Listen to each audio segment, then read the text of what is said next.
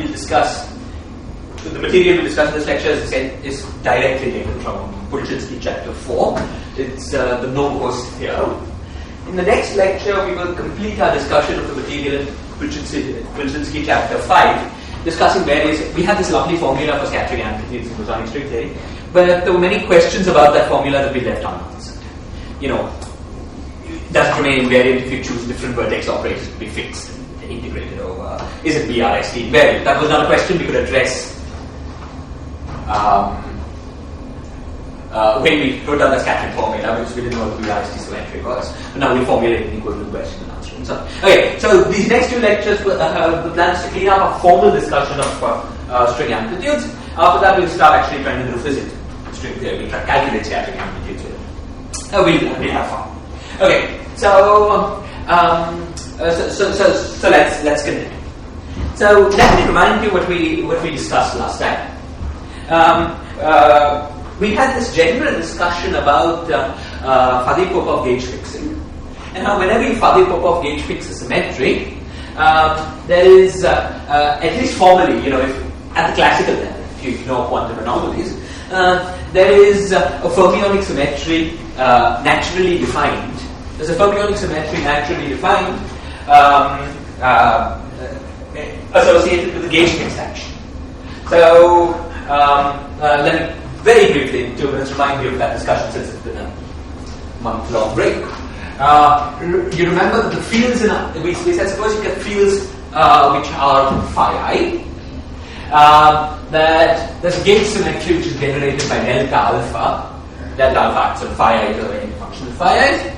And this delta alpha obeys the symmetry delta alpha delta beta is equal to f alpha beta gamma delta. Gamma is f alpha beta is structure constants of the theory. And we choose to quantize the theory by fixing the gauge conditions fa of phi equal to 0. Okay? When the Faddeev-Popov procedure gave us an action that was S was equal to S yang, I call it yang, but it's just a gauge invariant action of phi I. Okay? Plus the term that was the delta function, and we get my plus minuses, right?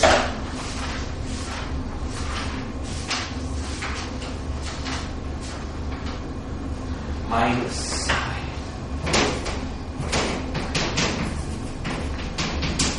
the delta function associated with gauge fixing, plus the term that was the Faddeev-Popov determinant. Here that's something else. Signs, right? So the term associated with Faddeev-Popov determinant was what? There was the determinant whose two indices were which gauge fixing condition and what variation under gauge transformations, right? So there's a BAC alpha, each of these are fermionic, and then delta alpha outside. This is a very nice compact general form of the action for the gauge fixed Lagrange. Okay? And then we noticed that this action had the following symmetry, that had symmetry under the following transformation. And the delta phi I was a gauge transformation generated by the gauge parameter C alpha. C alpha delta alpha phi I. Okay, and if we stick to Bulchinski's convention, there's a minus I here. There's also an overall anti-commuting parameter, minus I. Okay, then the change in BA was 0. The change in little BA was equal to epsilon times BA. Sign right, yes. And the change in C alpha was equal to I by 2. F alpha beta gamma C beta C.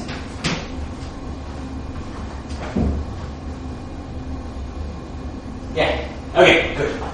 Okay. And under this transformation, we saw many things. We firstly checked that this transformation was nilpotent, so that the generator of this transformation is squared to 0. We checked that by checking the action and by just doing the action twice in any of these fields. We checked some explicitly and others would have to do it the next time. Okay, now the next thing that we checked was that this action here took very simple form. It could be written as SYM of phi I plus Q acting on BAFA. Probably with a minus. Well, with some conventions with a certain minus sign. Okay? And the important point about this action was that the details of the gauge fixing function entered the action in a Q exact fashion. That is, the action changed by Q acting on something. If we rewrote this in operator language, we canonically quantized the system and wrote down an operator that generates this Q symmetry, then that Q acting on this would become the anti-commutator of Q with BAFA. Okay? Now, we wanted to deal with, you see, the question that we asked on BRST fixing, on BRST gauge fixing was the following. We said, well, suppose we were dealing with a gauge theory, we want to know what the Hilbert space associated with that gauge theory was. Okay? So, if you ask this question from first principles, there are ways to answer it. You take the path integral of the gauge theory, slice it, and see what Hilbert space this gives you a trace of. You can answer this question honestly.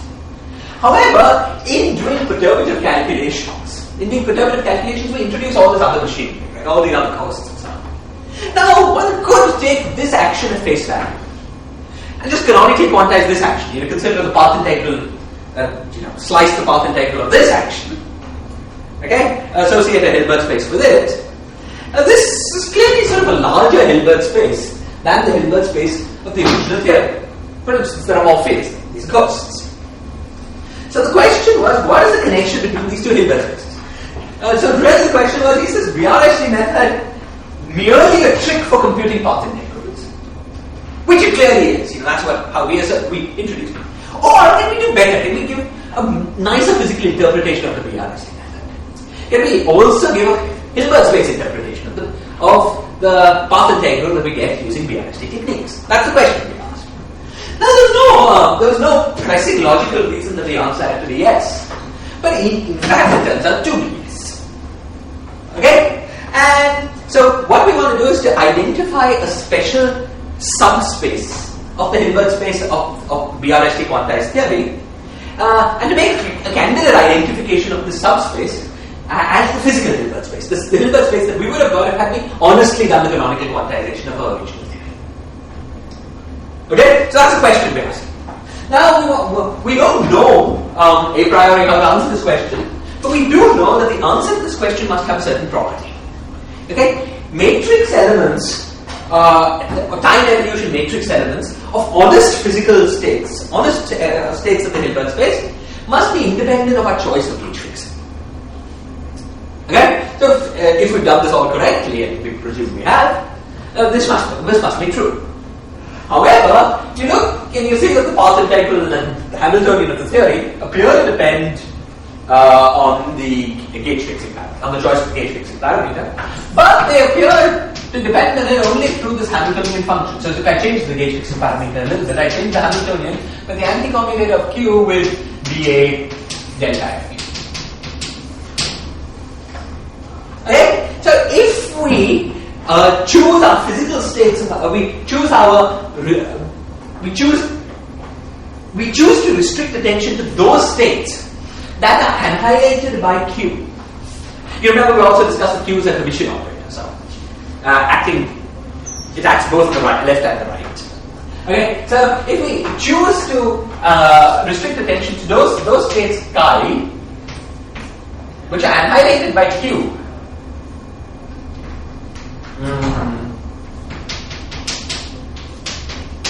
then such matrix elements for those states are invariant under a change in the gauge fixing function.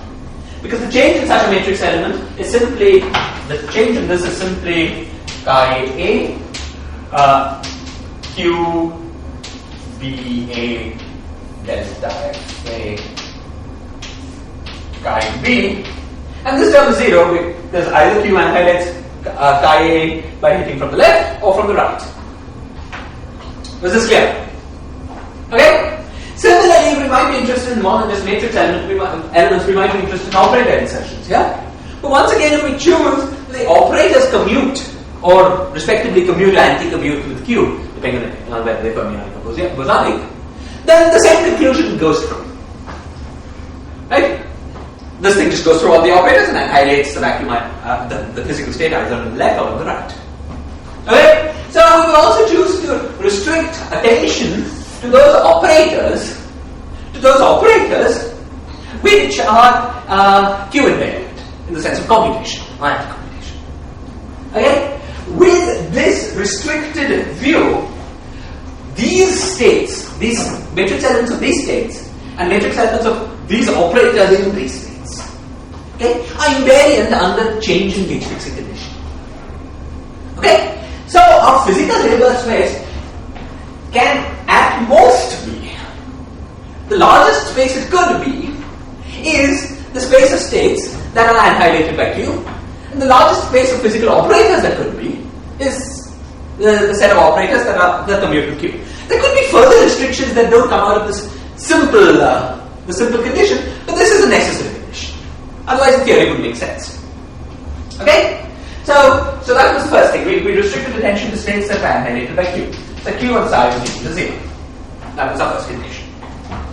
Now, the next thing we noticed was that suppose you had any state chi that was equal to Q of some zeta, some other state zeta. Then the inner product of chi with any physical state, inner product of chi with psi, which is the same thing as zeta Q psi, was equal to 0 as long as psi was physical, because Q annihilates psi, Q is commission. Okay? So, because Q is commission and Q annihilates psi. Okay, so in particular, since Q squared is 0, any state of this form, any state chi of this form is physical, in the sense that it's annihilated by Q.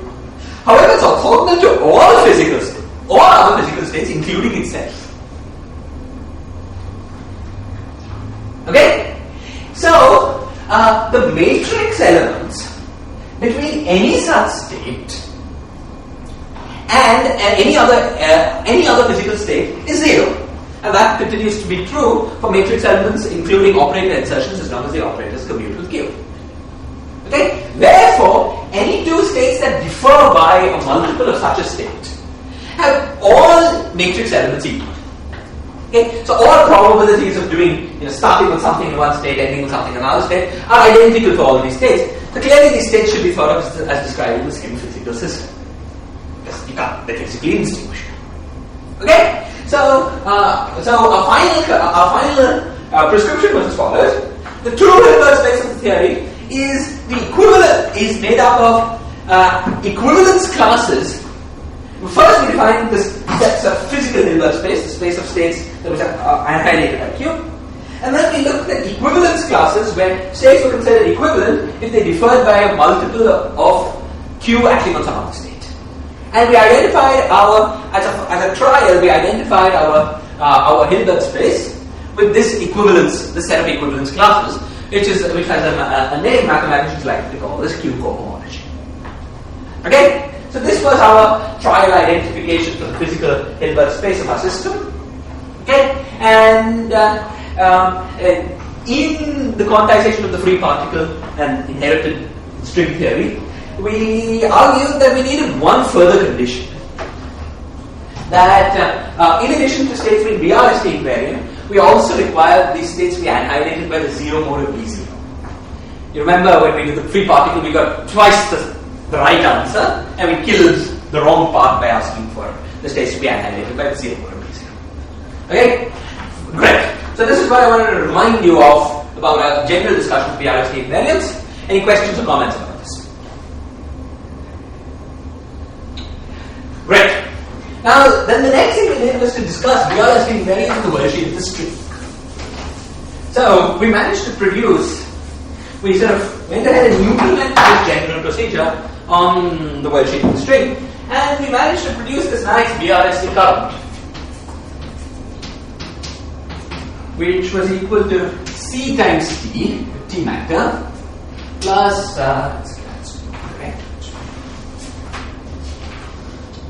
plus B. It was half C times T cos, but the more useful way of writing it was BC del C. And and then plus the total derivative term that we added in order to make the current the tensor. 3 by 2 del squared C. Okay, we have this nice BRST current which generated BRST transformations in the sense that the OP between this current and all the fields had poles and the residue of the poles, which gives the transformation of that field under the symmetry operation generated by Q was the correct thing. Okay, and we computed many things about this BRST current. We talked about how this BRST current in OP with itself had zero residue of pole only when D was equal to 26.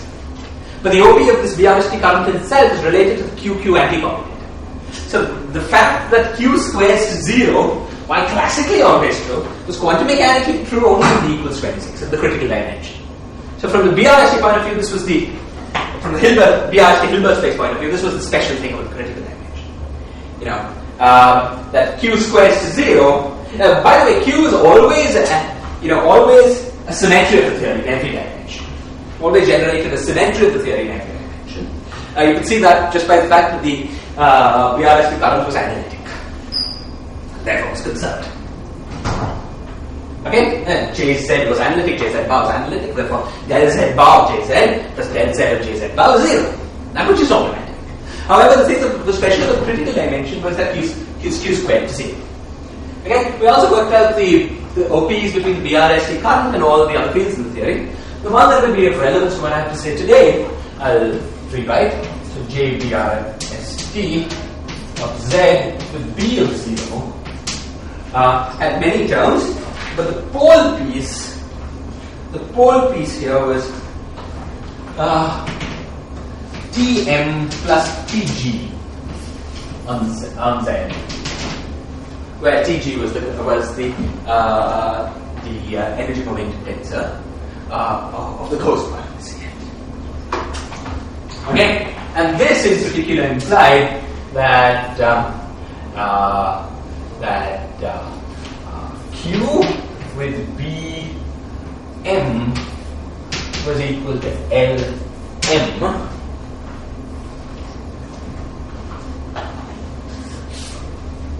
Okay, where Lm was the Fourier modes of the full stress tensor, matter plus force, and in particular the thing that we will really use today is that Q would be 0 is equal to L. Okay, where L0 is the full zeroth order Fourier mode of the ghost stress tensor. Okay, so this we're going to use heavily in a little bit. Questions or comments before this? I'll let you proceed. Good. Okay, great. Now, I just want to remind you about the structure of L0. So, what was L0? So, L0 included the zero mode part. So, there was a part we'll get coefficients straight into it, but schematically at the moment there was a part that was alpha prime p squared, actually it was 4, but okay, alpha prime p squared, plus there was the number operator associated with the x oscillator, so let's call that nx. So this thing was sum over m alpha mu minus m alpha mu m is equal to 1 to infinity, and this is all mu. Okay, but and remember that these alphas have their commutation relation such that they commuted to m. So each of these modes, the mth alpha mode has energy m. Okay. And plus there were number operators for the C modes and number operators for the B modes. Okay, so analogous definitions, with the C modes being a B plus M with a C minus M. Okay, and and the B modes being a B minus M with a C plus M, because C plus M destroys a B minus M and then recreates it. Okay, so there was an analogous piece like this, but there was also a normal ordering constant.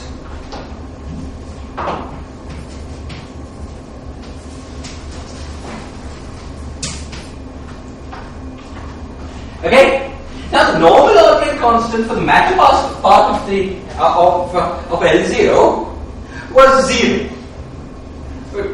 We worked this out in detail, right? But if you remember when we were just discussing the BC host system, we also discussed what the normal ordering constant was for the stress tensor of the BC host system. And you remember we got the answer lambda into 1 minus lambda divided by 2. Okay? Now, in this system, in the BC system we're talking about now, lambda is equal to 2. So this thing is 2 into 1 minus 2 divided by 2, so that's equal to minus 1. So when you rewrote L0 in terms of oscillators, you took these oscillators and you oscillator normal ordered. Remember, this is different from conformal normal ordered. That was the origin of this normal ordering constant. It didn't make a difference for the matter part, except for 0 modes where you had to think a little bit. But for the costs, it made a difference. Okay, basically because these had funny weights. Okay, so for the costs, it made a difference. And if you take L0 and rewrite it in terms of oscillators, which are normal ordered, so in terms of these number operators plus constant, there's an additional minus 1. Okay, which comes from the 0 mode of this business. You remember we had 2 ways of deriving this? Do people remember this normal ordering constant?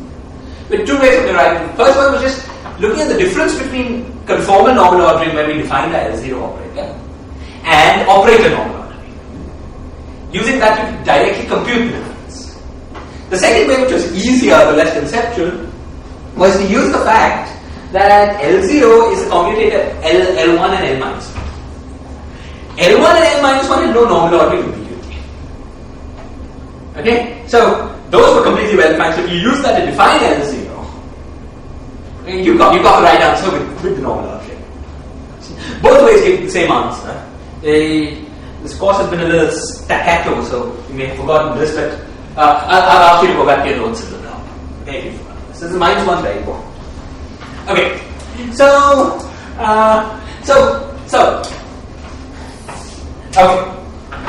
why was I saying all of this?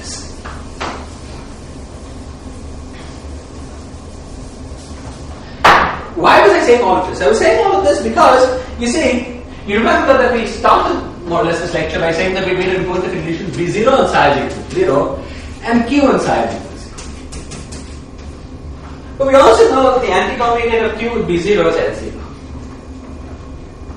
Okay? So it follows that if both these conditions are imposed, it follows that we also want to impose the condition L0 and psi. These two imply L0. But remember, this is the full L0, including the normal ordering constant. Okay? So, now in this lecture, what we are going to try to do, so this of course is this condition, L0 and psi is equal to 0, is the mass shell condition, or string theory. Right? Because this tells you that the mass squared in units of 4 divided by alpha prime. So this condition tells you that the mass squared is equal to 4 divided by alpha prime, and then there's a minus 1 plus oscillator number.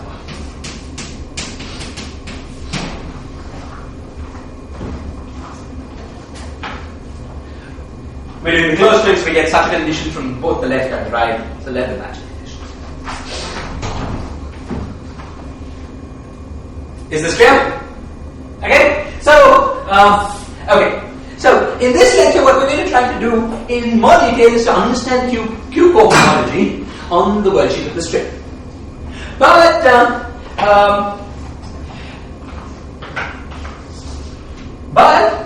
we're going to restrict our attention to those states that await Q cohomology that await B0 on psi is equal to 0 and L0 on psi is equal to 0. And this is a consistent subset of Q cohomology because of the following combination relations. Because Q with V0 is equal to L0 and Q with L0 is equal to 0. Q is a conserved charge, commutes with the Hamilton. Okay? Because these two relations are true, the restriction to states that are annihilated by V0 and L0 is self-consistent. You start with the state that's annihilated by V0 and L0, you act with Q on it, it will continue to be annihilated by V0 and L0 because of these two conditions. Because L0 is 0 on the states of the consideration. Okay? So we don't need to, we can simplify a problem by instead of looking at all the states, looking at those states that are annihilated by V0 and satisfy the Marshall conditions. Okay? Within the subsector we wish to examine Q cohomology. So I'm first going to give you a very formal argument of this no-host theorem, and then we look at it in examples to try to understand it. Okay. So the final thing, the thing that we're reaching to prove, what we want to show is that this Q cohomology with this additional condition B0 states equals 0 is the right answer. Now what is the right answer? Now the right answer is what we got to in the second or third lecture of this course, namely the spectrum that came out of the Lightcone quantization of the bosonic string. Okay? The right answer is a bunch of particles, one associated with every oscillation of the 24 transverse directions. So of course the inverse space that we see here has much more in it. It has 28 different kinds of oscillators. B oscillators, C oscillators, and the 26 X oscillators. So we have to get rid of 4 kinds of oscillators somehow or the other. And the claim is that Q cohomology does this. That the answer to Q cohomology is precisely one-to-one correspondence with the correct excitations, these transverse excitations of the string. So we want to prove this.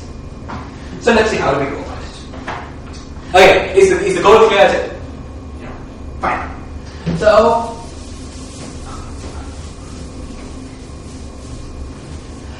the argument I'm going to start with is formal, and you may not see exactly where we're going to start with, but please hang on and have patience, and you'll see where we reach by the end. Okay, so the first thing I do, and this seems totally removed, to start with, we want to get correspondence with the transverse degrees of freedom. So we should out of this 26 degrees of freedom, time is special, of course. But in addition, we choose one other spatial direction, like we did for Lightcone quantization, and isolate it. So let's define alpha plus to be alpha 0 plus alpha 1 by square root. I'm making this definition for oscillators, so there's an M here. M runs to minus infinity. Okay? And let's also define alpha minus. Sorry, this is alpha 0 plus alpha. Yeah, so this is the time direction, this is the one special spatial direction. You might want to call it alpha 25, but let's call it 1 just to save it. Okay? And let's define alpha minus M is equal to alpha 0m minus alpha 1m divided by square root. Okay? Now let's try to figure out what the combinational relations between these alpha plus and alpha minus. So first tell me where is alpha m plus alpha n plus. Somebody tell me where we get. 0, exactly. So two ways of seeing it. One is directly. The second way is just to write down the covariant forms of commutation relations. The covariant forms of commutation relations had G mu nu on the right hand side, but there's no G plus plus. G plus plus is 0. Okay? Or more directly, we get something when m is equal to is equal to minus n. We get something from the 0 term, but we get the opposite thing. We get something from the 0 term with the opposite thing from the 1 term. Because the commutation relations involve alpha m0, alpha n0 is equal to delta m minus n times a factor of m times g00. And g00 and g11 are negatives of each other. Okay? So this thing is equal to alpha minus m, alpha n minus is equal to 0. However, alpha plus m and alpha minus n, that is not equal to 0. It's the fact that we have a g plus minus on the right hand side. And let's compute it let's write this as m delta m minus n. And from the 0 terms we would get a minus sign. From the 1 terms we would also get a minus sign. So that's a minus.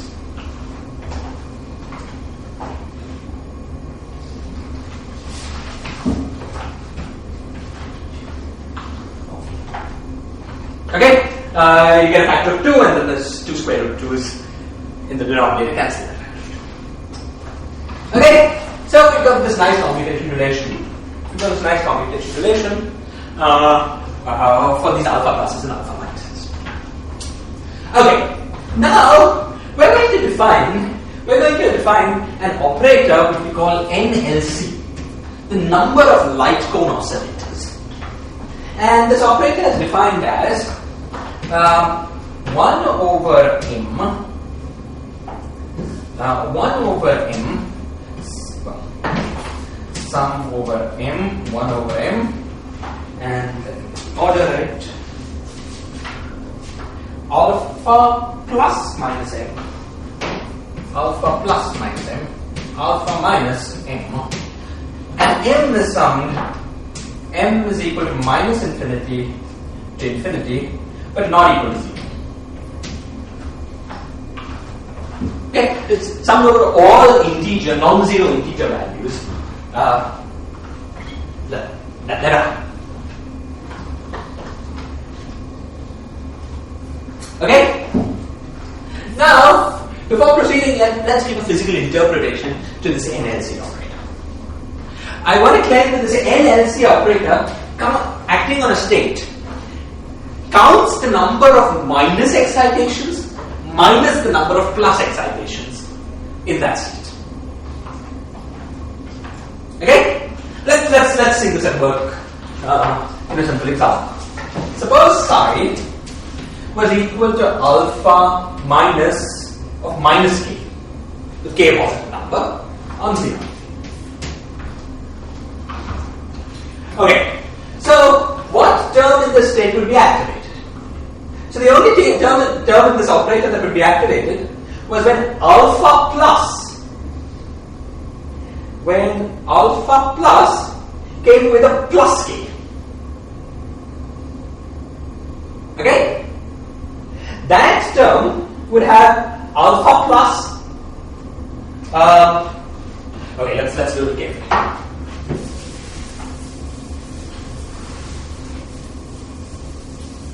So what we want to do is to compute NLC on alpha minus of minus k on 0. Okay? Now, I'm claiming that the only term, you see, this is a sum of terms with one index plus and one index minus. So the plus index would annihilate the vacuum unless it is killed by a commutator going through here. So the only term that can contribute is when something that can click with this, which is alpha plus of k, alpha minus of minus k, and then we want to divide this by minus k. Right? Because we're supposed to divide by the negative of the index and the plus. Okay? This thing acting on alpha minus k.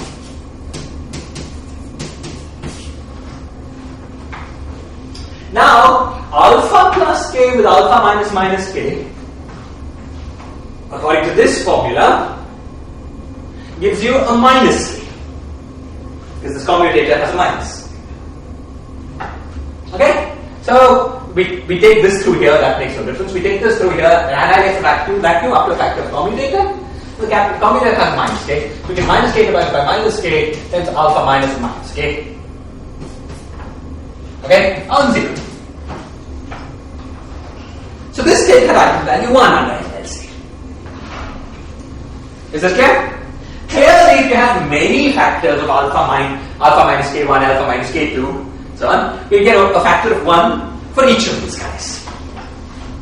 Okay? Now, if you check that if instead you had an alpha plus k, you would get a factor of minus 1. Okay? The signs work out like that. Is that plausible, or would you feel too uncomfortable and you want me to check it? Okay? It's okay. Great. So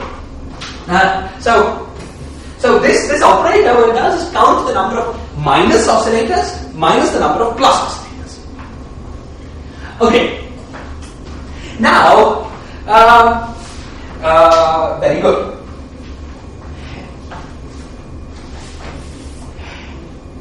Now this operator is almost, a symmetry of the theory. It's almost, okay, though we won't use this and I won't try to justify it in any detail. It's almost the generator of Lorentz transformations in the plus minus boost direction. It's not quite that, because, would have been that had we also included contribution from 0 volts. But what we've got here is something that's almost a symmetric generator of the theory, except that it's not quite because we're not including contributions from 0 volts. Okay? So what do I mean by that? So let me look at a particular operator. The operator that will be of interest to me is Q. Okay? So let me look at the operator Q, and let me look at what the value of NLC is on the various terms of Q. Okay? So let's see. So Q, of course, is part that is pure host. That has 0 NLC, of course, because there's no plus minus oscillators. So the interesting part is the part that came from the integral of C del x del x, because C times stress tensor. Now, what is C del x del x in oscillator language? In oscillator language, that is C, let's say, minus M minus K alpha M alpha K summed over all alpha mu summed over all M and K.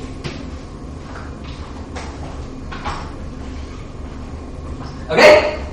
Actually, even the factors are correct here, because the expansion of C, del x is simply expanded in terms of alpha.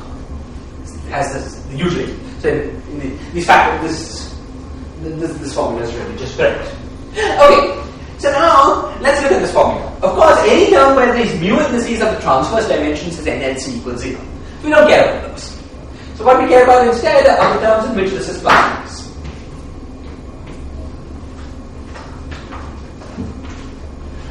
Okay, now there are various kinds of terms. Sorry, there will be term minus plus minus. Yes, we're summing over all of them. Yeah, that's true. Okay, so now there are terms. So there are various cases. One case is that M is positive and K is positive. These are modes that destroy a plus oscillator and destroy a minus oscillator. So for such terms, NLC is 0. Okay? There are other terms in which M is positive but K is negative.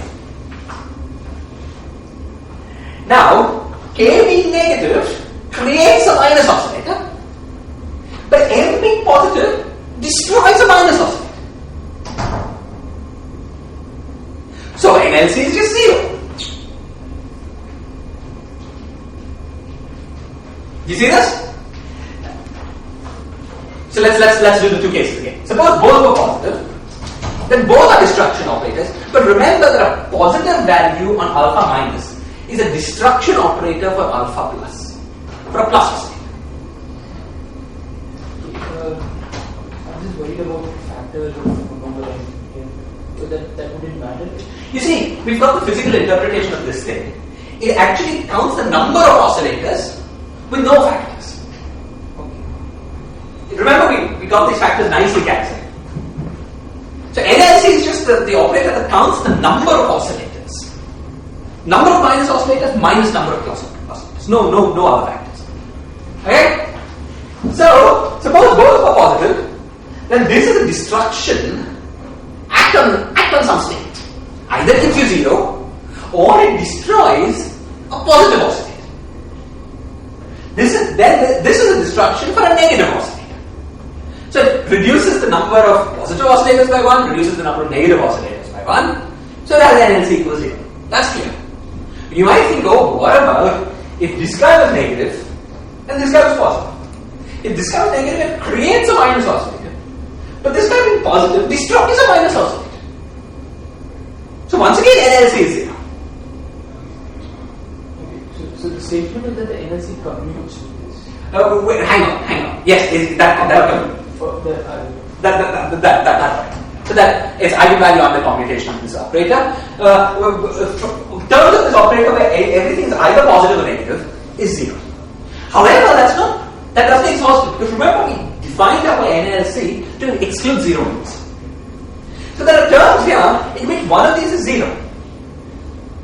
Okay? So suppose we look at the term where this guy is 0.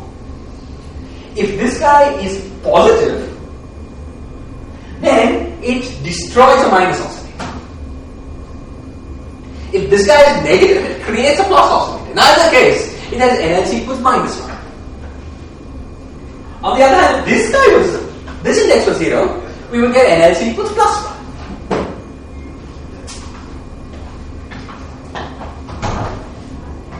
Because we have creation operators for minus oscillators or destruction operators for plus oscillators. Okay? So we come to the conclusion that we can write Q is equal to Q minus 1 plus Q 0 plus Q plus 1. Where the index reflects the charge of this operator under commutation with NLC. Okay? Now Q0 is most of the operator. It contains all the part that is pure ghost, contains all the part that has transverse oscillators, contains all the part that is bilinear in oscillators of plus and minus. However, Q1 and Q minus 1 contains that small part of Q that has a 0 mode contribution from either plus or minus. And we just decided that Q1 could be written as sum over C minus M alpha plus 0 alpha minus M. M equals minus infinity to infinity, not equal to 0. No, yeah, Q1 is like this.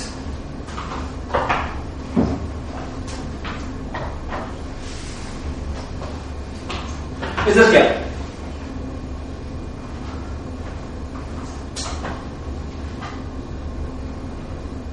Okay?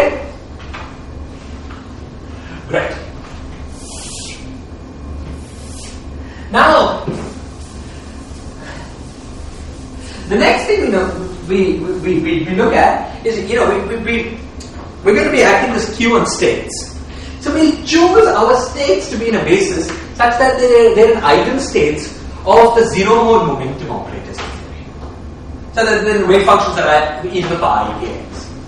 Okay? In that case, alpha 0 plus acting on a state is simply k plus. The plus component of the momentum. Because remember, alpha 0 is the momentum operator up to an overall normalization. Okay? So we won't worry about the overall normalization.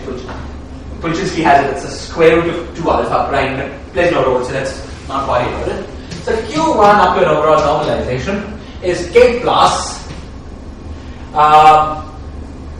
sum over C minus M alpha minus M, M not equal to 0. Acting on a state which has momentum, it has some momentum k plus.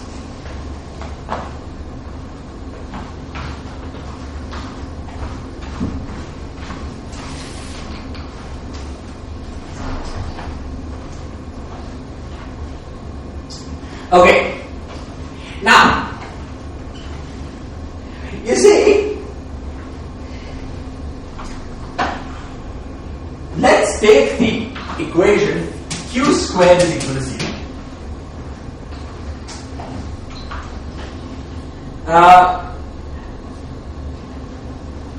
This equation is q minus 1 plus q0 plus q1, the whole thing squared is equal to 0. And we can decompose this equation into those operators that have all possible allowed values of NLC. Okay? If an operator is 0, its projection onto any given eigen basis is 0, 0, 0, 0. So the parts of the operator that have, what are the allowed values? The allowed values in q squared are NLC equals minus 2, NLC equals 0, and NLC equals plus 2. The part that's minus 2 is q minus 1 squared. The part that's plus 2 is q1 squared. The part that's 0 is something more complicated. Okay? But each of these must independently be 0. Okay, because the operator is 0. It's like you've got a state 0. You look at its basis elements in some basis. All these coefficients must be 0. Okay? So each of these is independently 0, and in particular q1 squared is equal to 0. So we could consider, instead of studying the complicated problem of studying BRST cohomology, we could first do what at first sounds like a warm-up, that is studying the problem of computing q1 cohomology. It's a well-defined question because q1 squared is 0. Okay, so that's what we're up to. What we want to do is just we're going to, so our strategy is going to be the following. We're going to construct q1 cohomology, and then we're going to show that q cohomology is actually isomorphic to q1 cohomology. Okay, and thereby construct q cohomology. So the first part of the problem is much, it's a huge simplification of a q cohomology because q1 is a very simple operator. In particular, it's quadratic. So q1 cohomology maybe you guys should try just using the oscillator definition, just directly construct the cohomology, construct states in this cohomology. What we're going to do is to give an abstract argument, but q1 is simple enough that you could just directly sit down and construct its cohomology by hand. Okay, but I'm going to work a little abstractly. The abstracting is useful because it will help us in generalization of q cohomology. Okay, so how do we proceed? The first thing I do is to define an operator R, which I just pull out of a hat. I define my operator R to be 1 over k plus, and then replace alpha minuses by alpha pluses and c minuses by b minuses. So sum over b minus n, alpha minus n, 1 over k plus.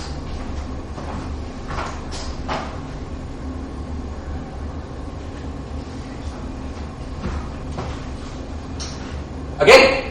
This is my definition of this new operator R, and you're thinking, my God, this is going crazy, definitions upon definitions. We're almost near the end of the definitions. We're going to get to the point. Okay, so hang on. Now the next thing we do is to compute the anti-commutator of Q1 and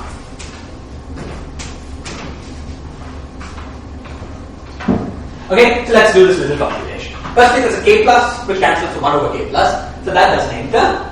So what we want to do is to compute the anti-commutator of C minus M alpha minus M and anti-commutator with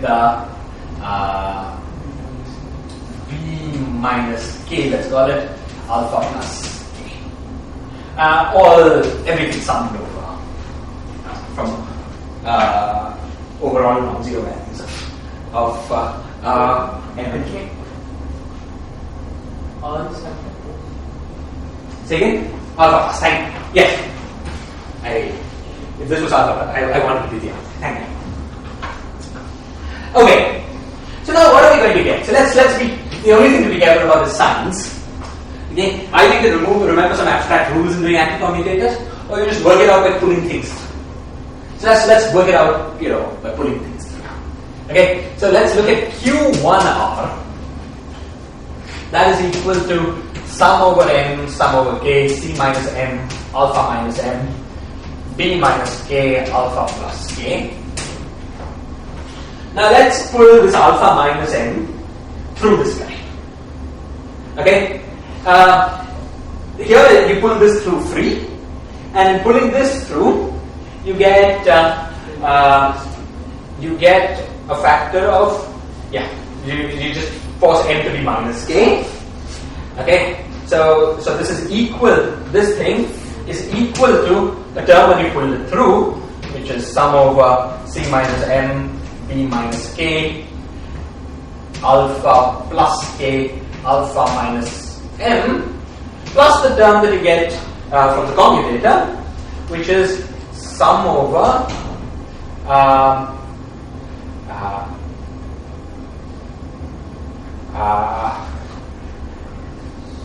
okay, now this term has two parts.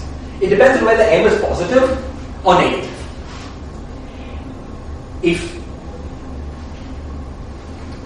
Because we have alpha, It will always be delta. it will always be delta with a factor of 1 over m. Where is my 1 over m? With a factor of m, yes. Yeah. Sorry. We'll just keep the factors there. So let's do it. So this thing is plus m times c minus m, b minus k, times delta m is equal to minus k. So let's set this guy to be equal to m.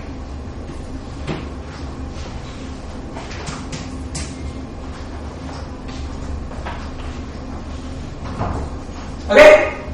Now the next thing we want to do is to pull this guy through this guy.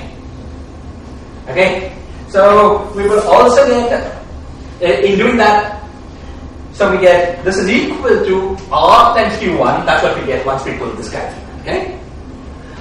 Plus this, plus whatever we get from this computation relation. Minus atoms. Is equal to minus R times Q1, which is what we wanted. Thank you. Q1. Okay. So we get so we have that Q commutator R is equal to this guy. Anti-commutator R is equal to this guy plus what we get pulling this through. The anti-commutator Of this C minus M and B minus K. Okay. Now that guy simply gives you what? Now what are the commutation relations of C and B? So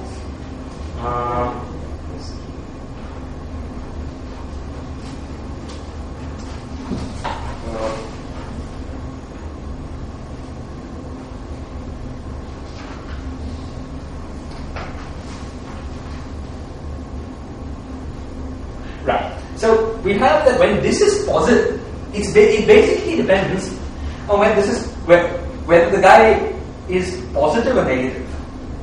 Right? We had we want annihilation with creation is equal to 1.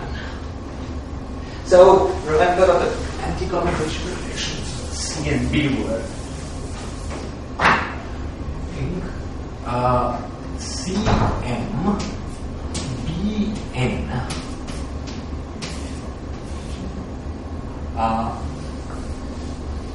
no.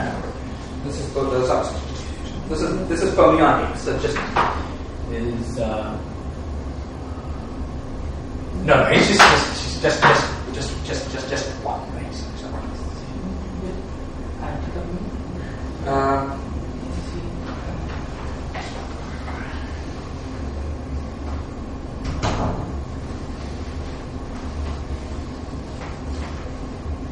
Yeah. What are the factors of n? Sorry.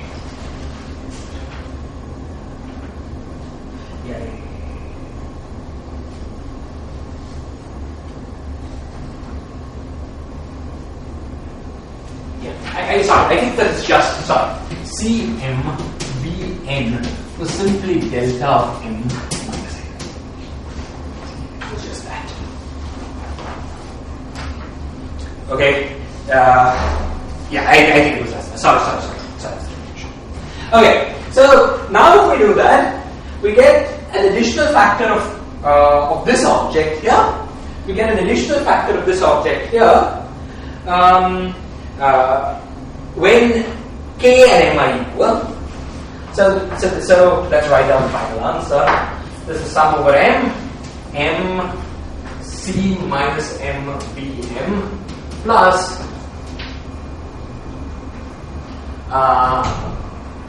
sum over M alpha plus M alpha minus M, alpha minus M. And everywhere M is not equal to 0.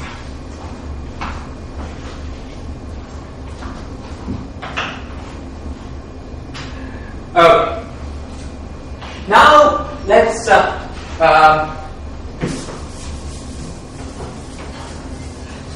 interpret the result. Okay. So what is this guy? This guy is the number of plus oscillators weighted by its level plus the number of minus oscillators weighted by its level. Right? It's the term that enters in the Hamiltonian distribution. Number of plus oscillators plus number of minus oscillators weighted by level. Okay? And this guy here is, so let's see, suppose M was positive, then we would have M was positive counts the number of C oscillators weighted by level. You see that? Because if you have a C oscillator, B will destroy it with factor 1, replace it with this with the factor M. On the other hand, if M was negative, okay, we get a minus from here, we get a minus from the fact that we have to flip this in order to first destroy. So M negative counts the number of C oscillators weighted by level. Okay? So this quantity, this Q1 commutator R, is simply equal to number of C oscillators plus number of B oscillators, let me call this bit, weighted by level. Number weighted by the energy level. Plus number of plus oscillators weighted by level, plus number of minus oscillators weighted by level.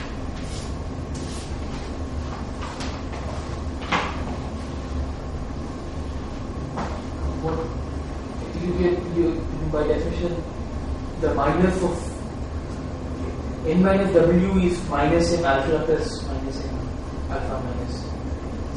Okay, how do you say N minus W? N minus W is defined as N minus W is equal to sum over M greater than 0, so M is equal to 1 to infinity of alpha plus M alpha minus 9.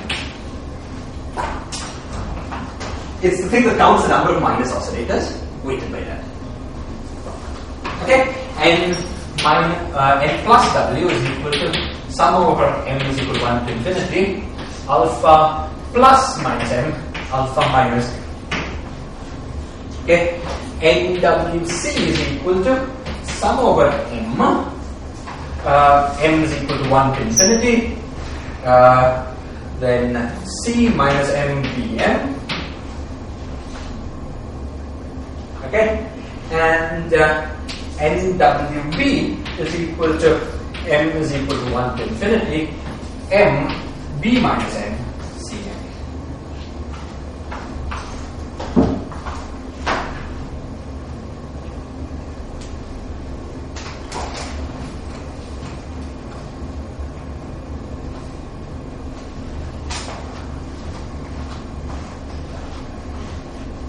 Is this clear?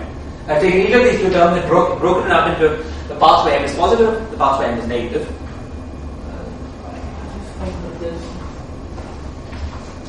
Alpha minus seems to have gone on the other side. Which sorry, say so N minus, the alpha minus has come. which side? These things? You're worrying about the normal ordering.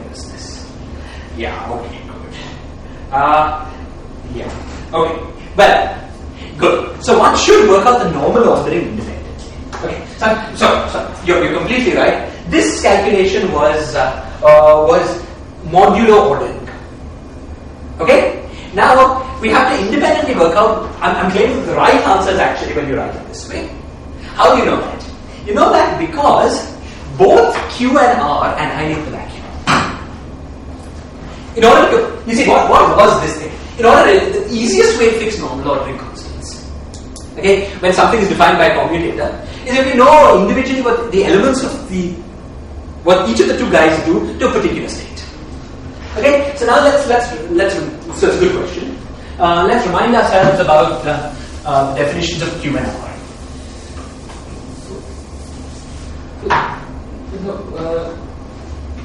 I just want to know whether I'm understanding this right. So what we are doing is that there will be a normal ordering constant which will arise from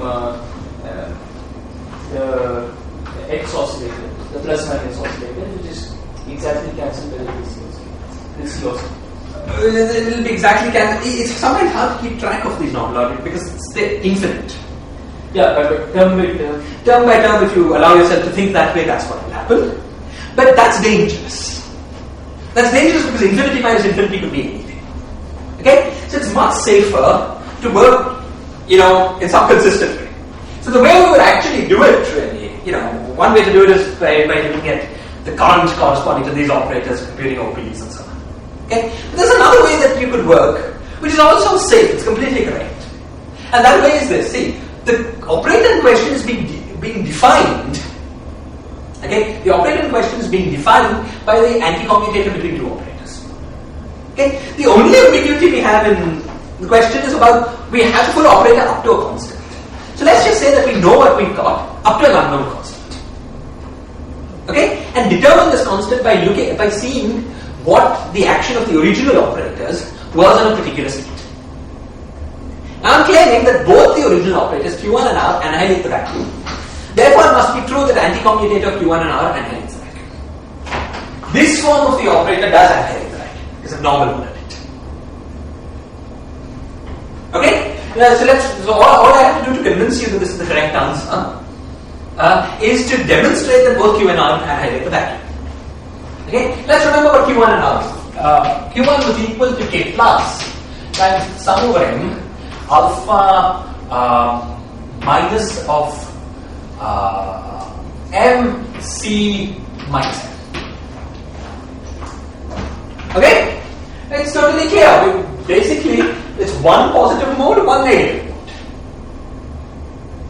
Therefore, one of the two states always annihilates the vacuum.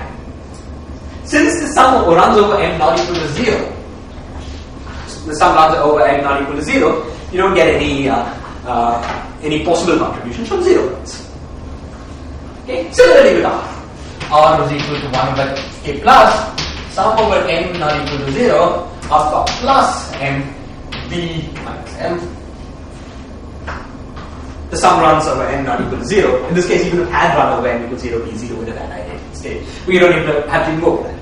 Sum runs over M not equal to 0, then the state annihilates the vacuum. So there's always one destruction operating. Okay? Therefore, anti-commutator of Q1 and R must also annihilate the vacuum. So we've done the calculation that finally fixed the normal ordering constant by normal ordering the final answer. Is this clear? Yes, it's unambiguously determines the answer. That's a good question. Thank you. Okay. So now let's focus on this option. The first thing that we see is that the right-hand side here is positive definite. Okay, the entire Hilbert space of the string oscillator construction can be decomposed into eigenvalues to the right-hand side, where there's a zero eigenvalue. That's the state with no plus, no minus, no B, no C oscillators, and then there are positive eigenvalues. Okay, now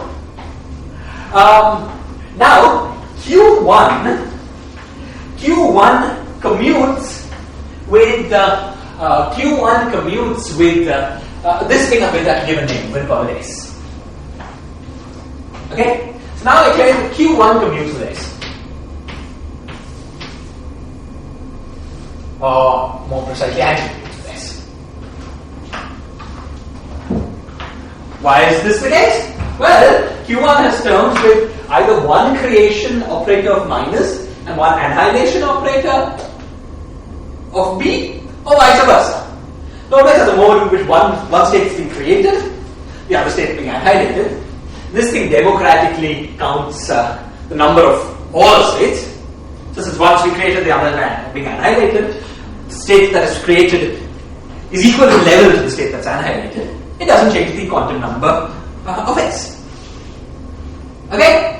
So we can, instead of considering the problem of Q1 cohomology, we can discuss the problem of Q1 cohomology separately in every eigenvalue of S.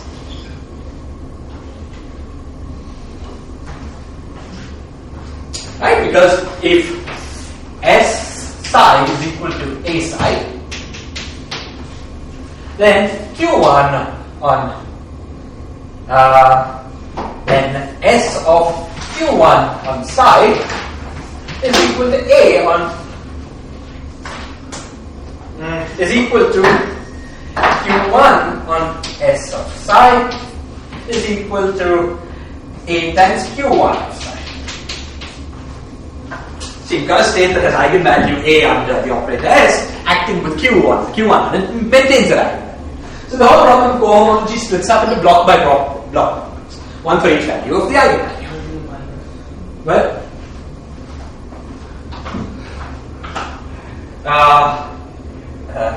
you want a minus. No, okay, no, actually, Q1 should commute with S. It should be commutated of Q1 and S. S is a bosonic object. S is a bosonic. S is a. Oh, thank you.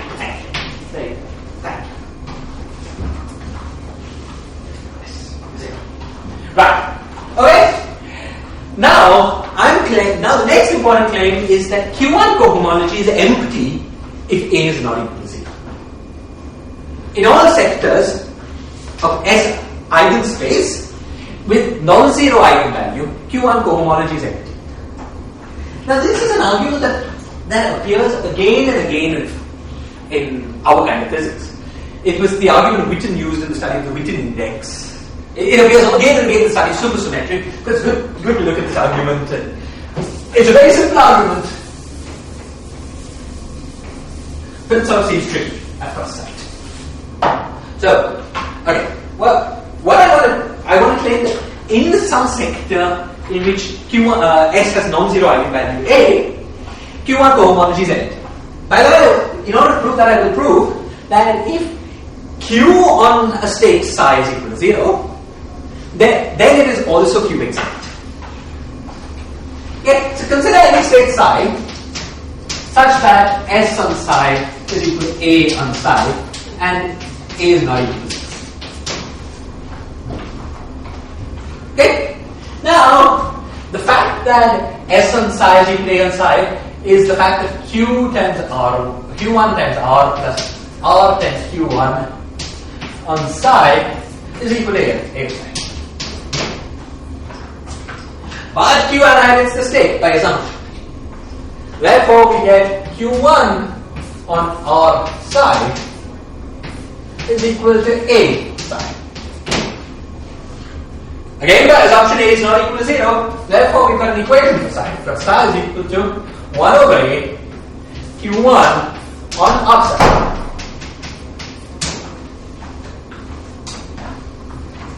Which tells us that if psi is not equal to 0, of course there's a possibility that psi was 0, in which case you would have R annihilating psi. So psi is not equal to 0, R psi is not equal to 0, so otherwise this equation would be satisfiable. Okay, so what you have is that this state is Q1 on some non-zero state, and therefore it's Q1 exact. Okay, it's a very simple argument. It arises when discussing the representation theory of supersymmetry.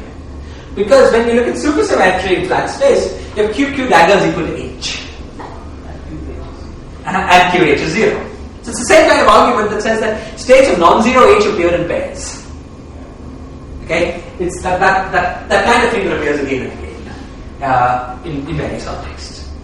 Okay? So, but now focusing just on this in the study at hand. Okay? What have we shown? We've shown that if you have a state with non-zero value of this eigenvalue, okay, then and it is annihilated by Q, then it's also Q exact. Fantastic. That means that there is no state in the cohomology.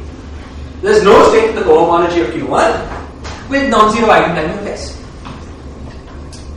Therefore, all states in the cohomology of Q1 have zero eigenvalue of S.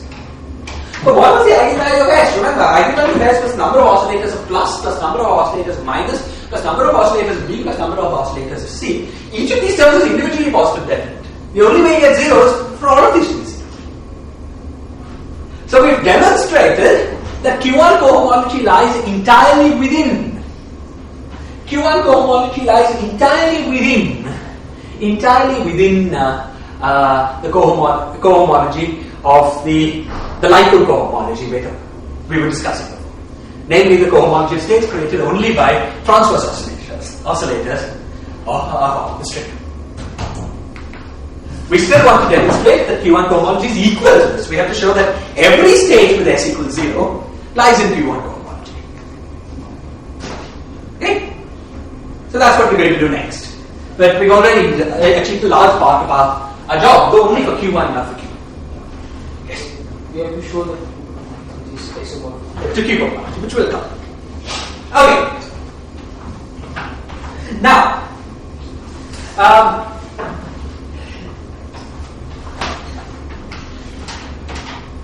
the next thing we're going to do is to show that Q1 annihilates all states with S equals 0. Okay? Q1 annihilates all states with S equals 0.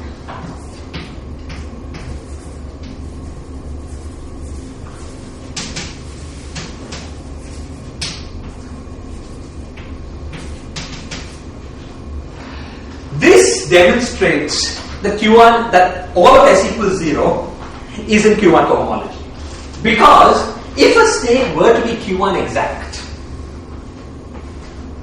and have S equals 0, since Q1 commutes with S, it must be Q acting on some state with S equals 0.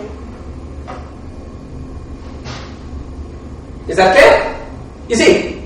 Well, let me say this again. See, suppose we have there existed an exact state with eigenvalue of S equals 0.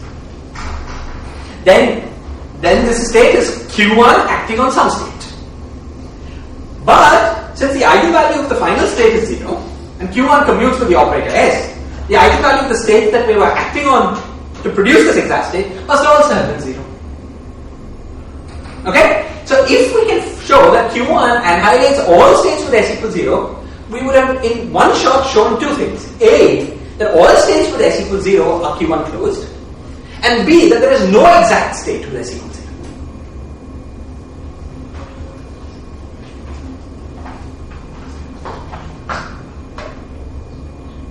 Because had there been an exact state with S equals 0, it would have required Q1 to not annihilate some state with S equals 0. Is this clear? Okay? So, if we can show that Q1 annihilates all states with S equals 0, we're through. Then we have demonstrated that Q1 cohomology is the Lytle cohomology. So now let's first actually, I'm going to do it more abstractly because of the generalization. But first let's actually look at the definition. Once we look at by looking at the definition, it's obvious. Okay, the definition, remember, was K plus C minus M alpha minus M. But states with S equals 0 have no C oscillators, no B oscillators, no alpha plus oscillators, no alpha minus oscillators. Since each of these things always include a destruction operator, it commutes through all the other oscillators present and reaches 0. Okay? So it's clear that Q1 annihilates all the states with S equals 0 just by construction. But now we're going to give a slightly more abstract argument. A slightly more abstract argument for this phenomenon.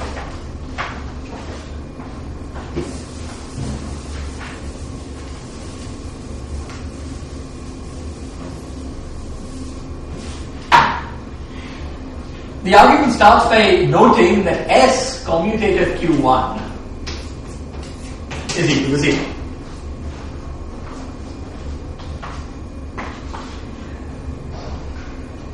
Okay? So, this means that SQ1 is equal to Q1S.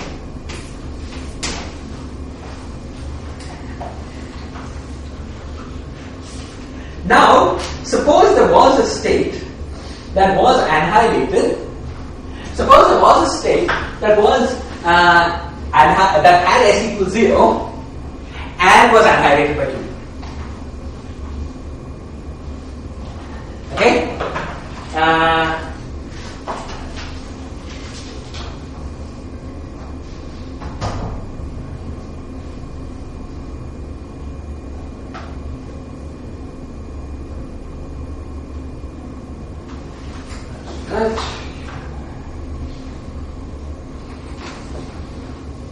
Sorry, and was not annihilated by Q1. That's what we want to show. Right? There's no state that is not annihilated by Q1. So suppose there was a state that was not annihilated by Q1 and had S equals 0. So let's say that state is psi. Okay? So let's act with Q1S on psi. So Q1S on psi is equal to 0 because S is equal to 0 on that state. But by flipping the order, we get S on Q1 psi is equal to 0. Now this is a perfectly possible equation. Well, there are two ways in which it could work. It could work that Q1 on psi was 0, or it could work that Q1 on psi was not 0, but S on Q1 psi was 0.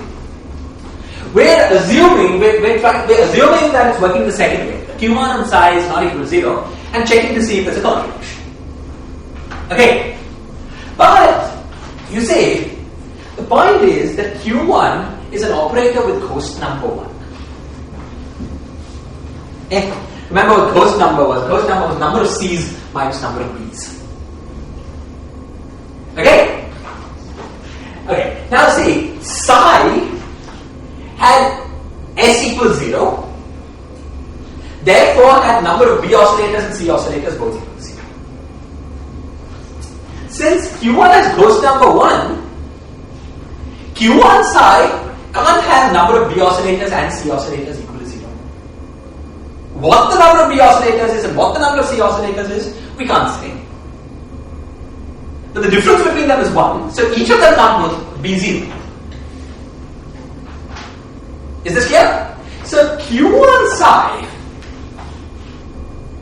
okay, is some state which has S equal some non-zero value.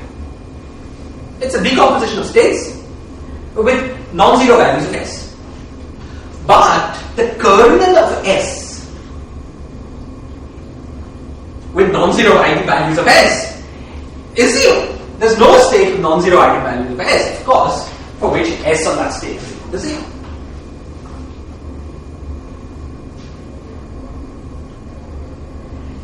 Therefore, while this equation must be true, the only way it could be true is if Q1 on psi is equal to 0. If we assume that Q1 on psi was not equal to 0, we would find a 0 mode of S, but we have an independent argument that the eigenvalue of S is not 0. So this is a contradiction.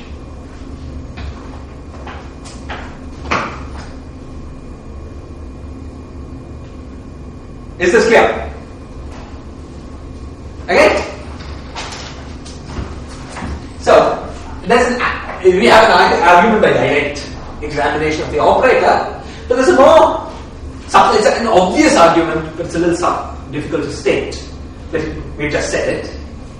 Just abstractly, from consideration of the ghost number of Q1, okay, that it's impossible that Q1 on psi be anything but 0. If psi has eigenvalue 0 on the S.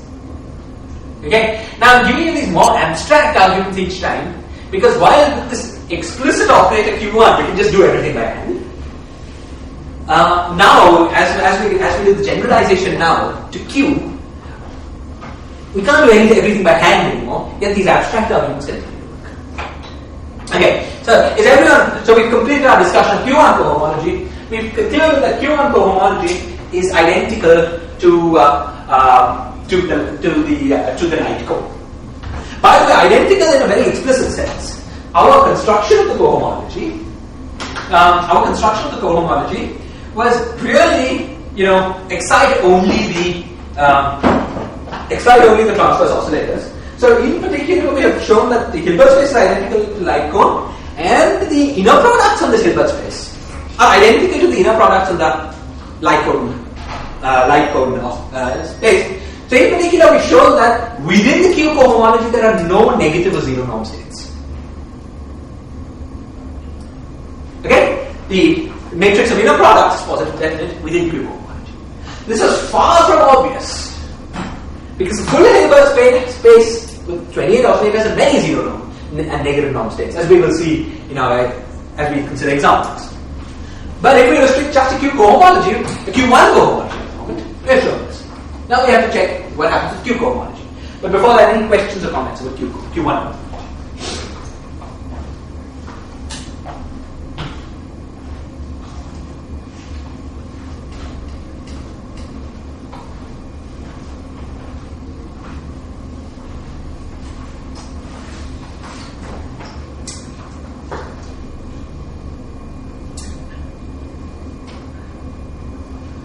Okay, unless I get a question, I'm going. Fine. Can you just restate the argument? For what? Of why all this one? Yeah. Why all those s equal to 0 states are not you want this argument or the earlier thing that I said only in words? Yeah, why is s equal to 0 states? Why they can't be exact? Okay, so that argument goes in two steps. First, we've shown that every s equals 0 state is annihilated by Q1. S equal to 0 state is annihilated by Q1.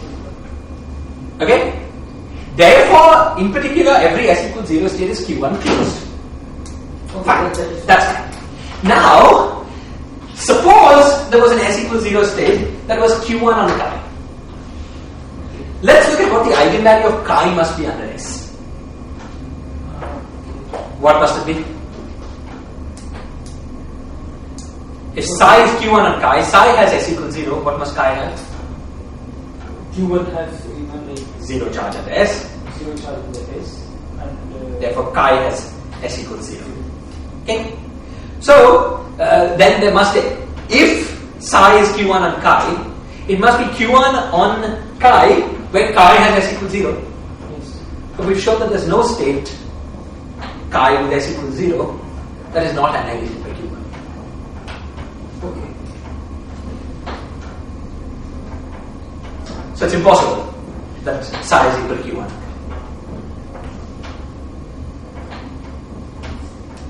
Clear?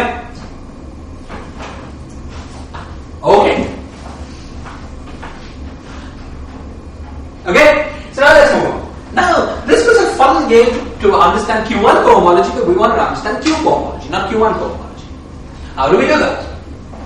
Well, the trick is to continue to use the operator R, but to replace the operator S by what you get by Q commutator. Let's consider the operator Q commutator.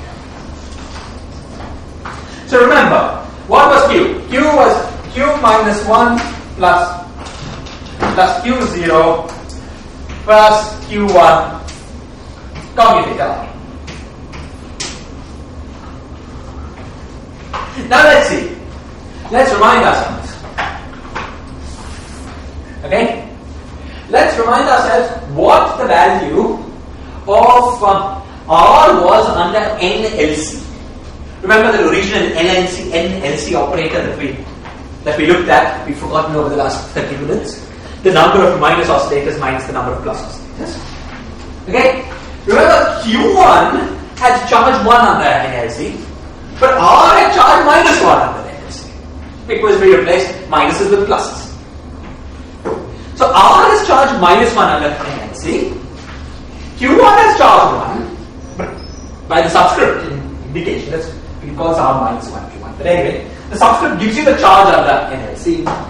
So Q0 with R has charge has charge -1, and Q -1 with R has charge -2. So this thing is going to be equal to S, our good friend, this was Q1 commutator, plus U. But we're not going to say what U is, we're not going to work out U in detail. The only thing about U that people keep track of is its charge under NLC. And U has negative charge.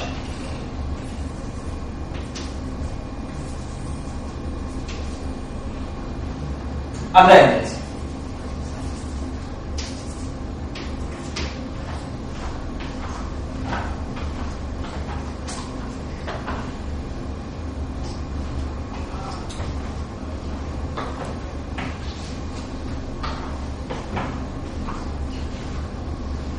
Okay.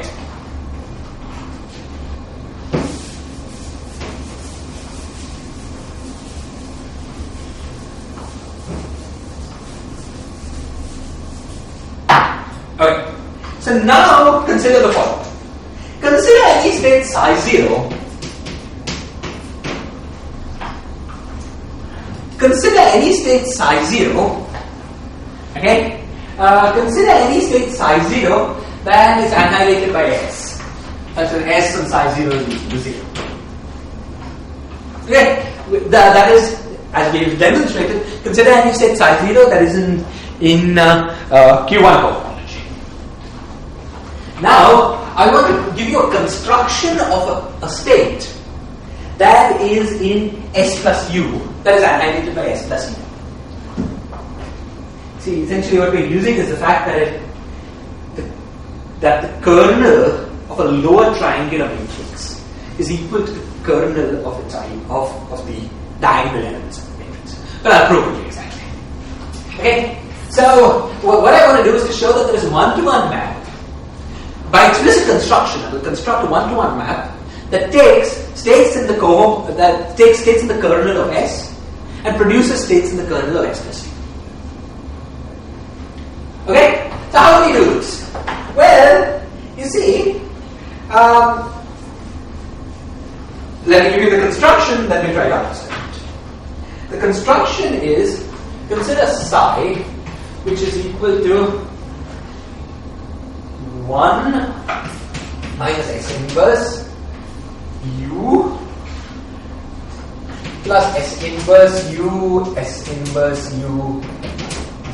acting inside. Now, whenever you see a construction involving S inverse, you should scream. You should scream and say, what do you mean S inverse? Because S has a space with 0 eigenvalues. However, remember that U has NLC, which is negative. Okay? So U on psi has non-zero eigenvalue of S.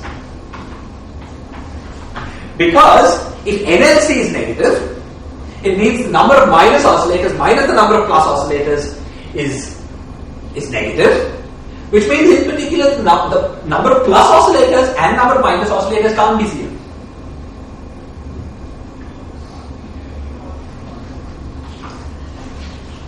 Okay, so either U, suppose we act U on psi, okay,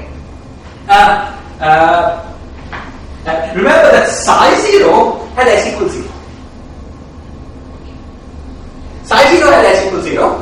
So let's count the NL. Let's look at what S can be for U on psi 0.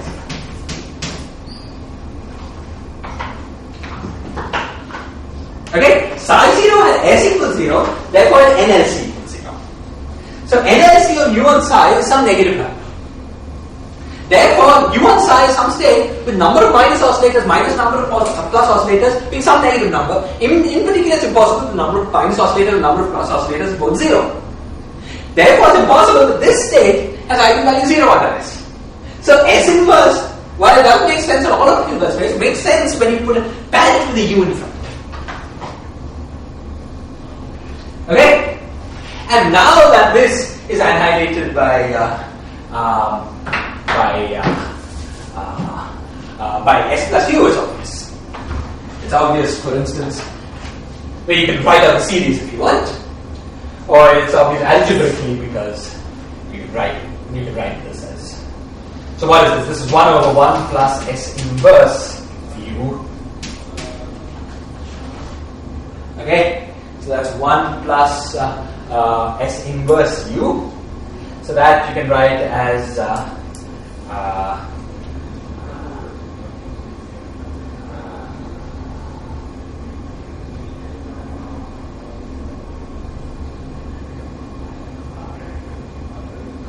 write that.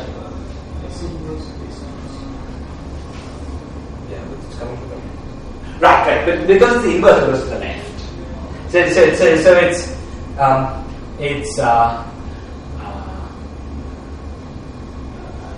right. So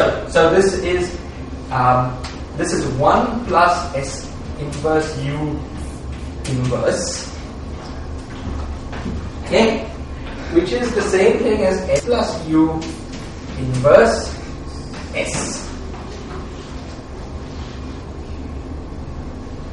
Okay, and then when you add this with an S plus U is that, and you get S on psi 0, which will be 0.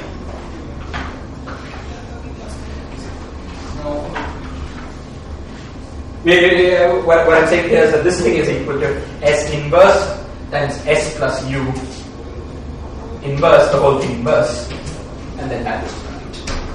Now, that's an algebraic manipulation, but otherwise you just look at term by term. Why shouldn't we be worried about S plus U is equal to? Yeah, that you should be worried. That's why I used the way that Minwalla knew to use S plus U. This is just an algebraic way of understanding why we get 0. That the action is well defined is clear from this form. But now this algebra will ensure that you will get 0. Okay? If you don't trust this manipulation, you can just multiply. Let's just you get cancellation term by term. Right? You can see this. The first time U multiplies this, S multiplies this, U minus U. Then you get U squared. So it's just term by term cancellation. Is this clear? Fine. So we've concluded that there is a one-to-one map. There is a one-to-one map between, well, for any state in S cohomology, we produce a state in S plus U cohomology. Not cohomology. In any state in the kernel of S, we produce a state in the kernel of S plus U. Okay? And now, abstract arguments. All the abstract arguments that we used before continue to hold. Let's repeat them. Remember that Q was